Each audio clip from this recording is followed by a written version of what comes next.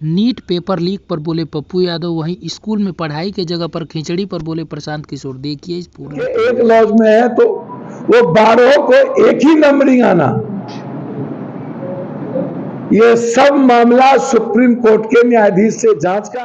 School से खिचड़ी बच रहा है और कॉलेज से डिग्री बच रही है, पढ़ाई दोनों में कहीं नहीं हो रहा। उसको जो प्राइवेट एजेंसी के द्वारा जो करवाया जाता है और प्राइवेट एजेंसी जो इसमें इन्वॉल्व है, हर कीमत पर किसी भी परिस्थिति में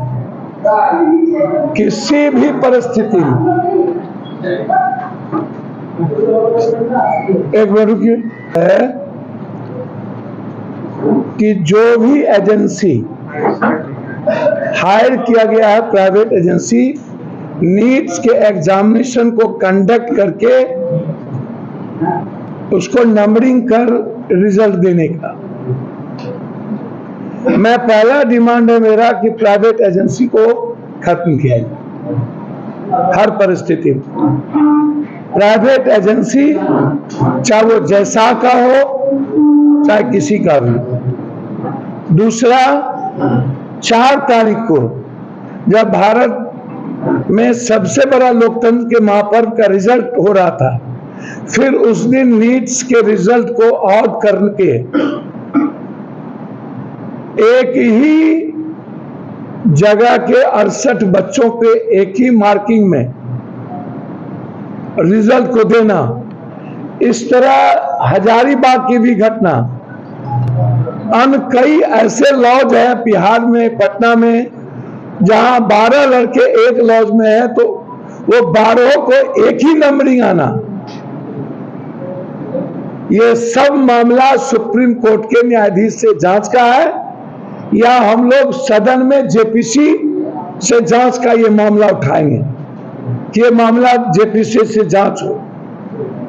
इस देश में सबसे बड़ा यदि आतंकी व्यवस्था कुछ आज के डेट में है तो प्रतिभावान बच्चे, जीनियस बच्चों की जिंदगी के साथ खिलवाड़ करने की सरकार की नीति और नियत। आने वाले समय में कोई भी क्वेश्चन आउट ना हो और नीट्स में हमारे बच्चों की जिंदगी के साथ खिलवाड़ ना हो, इसके लिए कोई भी सीमा हम क्रॉस करेंगे सदन और सदन के बाहर, चाहे इसके लिए परिणाम जितना भयावह। 1200 बच्चे का रिजल्ट को पेंडिंग करके फिर से एग्जाम ले रहा, क्या कहते हैं भैया? ये मामला हजारीबाग से जुड़ा हुआ, पूर्णिया और पटना में भी पकड़ा है। आप इस बात को, वही बात नहीं कह रहा हूं, आप इस बात को समझिए कि कितना डेंजरस है।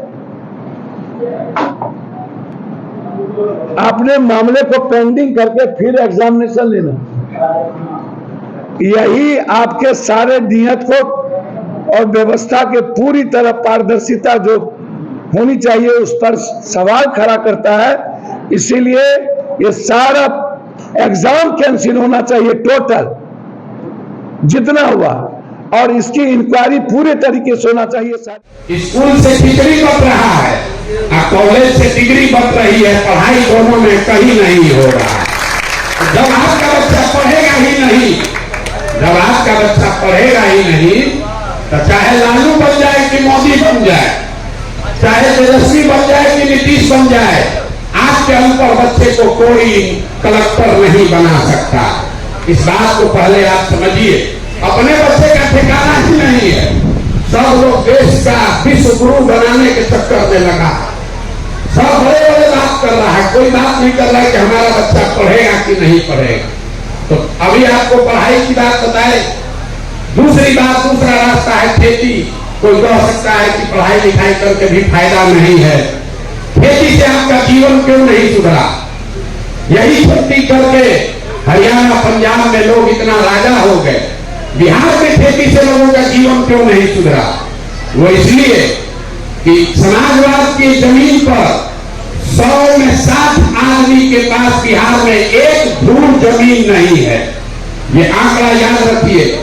यहाँ गरीब की बात हुई, सामाजिक न्याय की चर्चा हुई, लेकिन भूमि सुधार लागू नहीं किया गया। देश में 100 में 38 आदमी के पास जमीन नहीं है। बिहार में रहने वाले 100 में 7 आदमी के पास जमीन है ही नहीं। जिसके पास जमीन है ही नहीं, खेती करेगा कैसे? बच गए 40 लोग जिनके पास जमीन है। उस 40 में 35 आदमी ऐसा है जिसके पास 2 बीघा से कम जमीन है।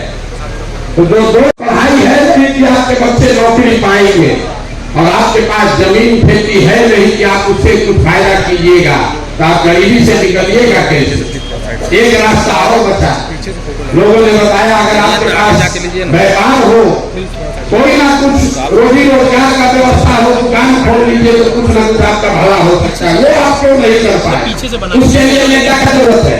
आपको यहाँ खाद का दुकान खोलना है, सिंघाड़ा भाई का दुकान खोलना है, उसके नेता का क्या जरूरत है? वो आप क्यों नहीं कर पाए? वो इसलिए याद रखिए 100